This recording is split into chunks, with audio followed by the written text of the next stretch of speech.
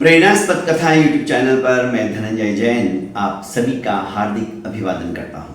छोटी सी कहानी डीजे की जुबानी। दोस्तों, महेंद्र पाटिल ने एक दिन फोन करके एक छोटा सा किस्सा सुनाया। कहने लगा कि सर, धन्यवाद का महत्व क्या है उस समय में मैंने नहीं समझा, पर आज समझ रहा हूं। पिताजी हमेशा खेत से आते और खाना खाने के लिए बैठते तो उनकी एक आदत थी, वे थाली को चारों तरफ से हाथ में पानी लेकर इस तरह से फिराते और पानी को छोड़ देते और थाली में जो जो खाद्य सामग्री है उसको थोड़ा थोड़ा रोटी से लगाकर वो भी एक तरफ रखते, फिर दोनों हाथ जोड़कर ऊपर देखते और धन्यवाद कहते। उस समय में छोटा होने के कारण से हिम्मत नहीं जुटा पाता था पिताजी को कहने के लिए कि आप ऐसा क्यों करते, पर एक दिन हिम्मत करके सर मैंने मेरे पिताजी को बोल ही दिया कि बापू, आप खाना मम्मी बनाती है और धन्यवाद उस ऊपर वाले को क्यों देते हो।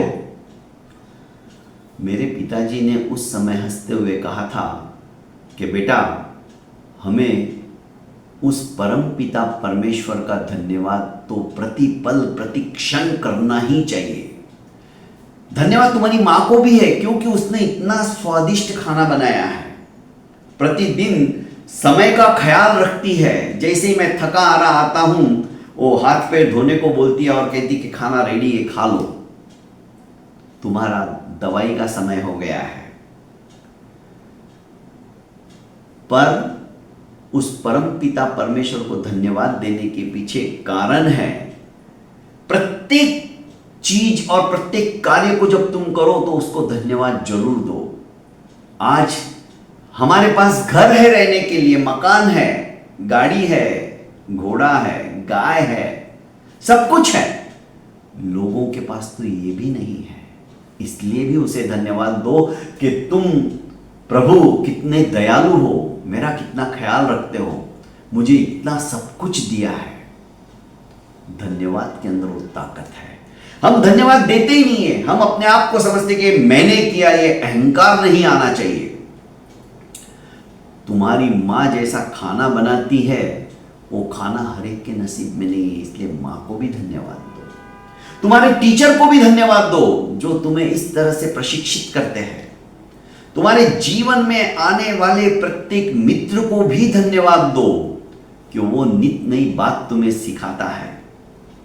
तुम्हें सन्मार्ग पर चलने वाले हर एक राही को, जो तुम्हारे जीवन को समुज्वल बनाना चाहता है, यदि तुम्हारे संपर्क में आता है और तुम्हें दिशा निर्देश देता है, उसका भी तुम धन्यवाद दो। तुम्हें अपने गंतव्य स्थल के ऊपर कोई लेके जाता है तो उसको भी धन्यवाद दो। धन्यवाद में ताकत बहुत है।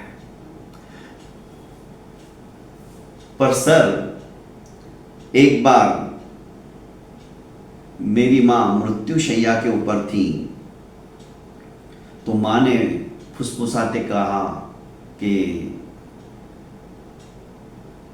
मेरे मुंह में तुलसी का पत्ता और गंगा जल जरूर डाल देना, क्योंकि अब लग रहा है समय आ गया है। महेंद्र बोला, पिताजी ने वैसा ही किया, और जैसे ही उन्होंने गंगा जल और तुलसी का पत्ता मां के मुंह में रखा, मां कराल काल के गाल में समावित हो गई। उन्होंने फिर से भगवान को धन्यवाद किया। मुझे समझ में नहीं आया, मैंने आखिर बोल ही दिया कि आपने आखिर इसमें क्या धन्यवाद देने की बात है, मां तो चली गई। पिताजी ने कहा कि बेटा, मां कितना तकलीफ सहन कर रही थी, तुम्हें पता है? तुम्हें भी मां ने नहीं बताया कि उसको कैंसर है, कहीं तुम परेशान ना हो जाओ।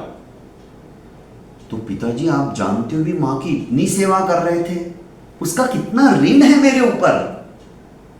सेवा के माध्यम से मैं उसे धन्यवाद देता था कि उसने इतनी बीमारी में भी मेरा कितना ख्याल रखा। इसलिए मैं उसको धन्यवाद देता था। और जब मरना सन्न हुई तो मैंने भगवान को धन्यवाद दिया कि आपने उसको इतने दर्द से, पीड़ा से छुटकारा दे दिया। कैंसर के बीमार व्यक्ति को जो पीड़ा होती है बेटा, वो असहनीय होती है और वो सहन करती थी।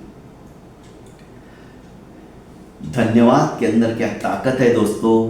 महेंद्र ने उसके पिता की स्टोरी बताते हुए मुझे भी सिखा दिया। आज हम भी, छोटा हो या बड़ा हो, गरीब हो या कोई हो, उसे धन्यवाद जरूर दीजिए। यदि उसने आपके जीवन में थोड़ा सा भी आपके लिए कुछ काम किया है, रिक्शा से उतरते ही जबकि आप उसको पैसा दे रहे हो, मानधन दे रहे हो उसको पहुंचाने का, पर उसे धन्यवाद जरूर दो, क्योंकि उसने आपको अच्छी तरह से आपके गंतव्य स्थल पर पहुंचा दिया है।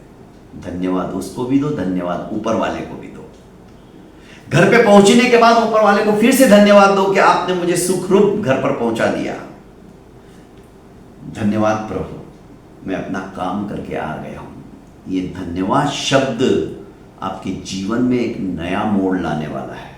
दोस्तों, विनम्रता, आत्मा के जो जो गुण हैं, इस धन्यवाद से ऑटोमेटिकली आपके जीवन में पनपने लग जाएंगे, विकसित होने लग जाएंगे। इसलिए आपको भी बहुत बहुत धन्यवाद। प्रणाम।